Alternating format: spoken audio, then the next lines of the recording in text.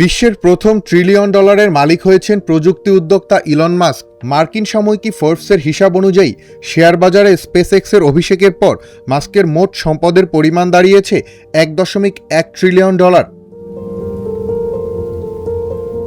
Trillion dollar মানে হল 1000 billion dollar. এক সংখ্যার পরে 12টি শূন্য বসালে হয় 1 ট্রিলিয়ন, যাকে বাংলায় বলা যেতে পারে 1 লাখ কোটি ডলার। 1 ট্রিলিয়ন ডলার অঙ্কটা এত বেশি যে এই টাকা লম্বালম্বিভাবে সাজালে পৃথিবী থেকে সূর্য পর্যন্ত দূরত্ব অতিক্রম করা যাবে। এই টাকা পৃথিবীর সব মানুষকে ভাগ করে দিলে প্রত্যেকের ভাগে পড়বে $122। এই টাকা দিয়ে যুক্তরাষ্ট্রে কেনা যাবে 25 লাখ বাড়ি। প্রশ্ন হল, এই বিপুল সম্পদ কিভাবে আয় করেছেন তিনি?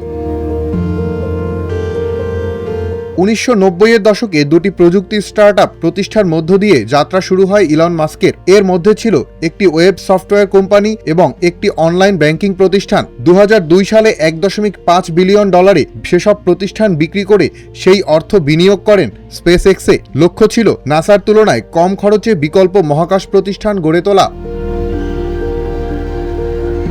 একই সঙ্গে ইলেকট্রিক গাড়ি নির্মাতা প্রতিষ্ঠান টেসলায়ও বিনিয়োগ করেন তিনি। 2008 সালে প্রতিষ্ঠানটির প্রধান নির্বাহীর দায়িত্ব গ্রহণ করেন, আর এই দুই প্রতিষ্ঠানই বদলে দিয়েছে তার জীবন।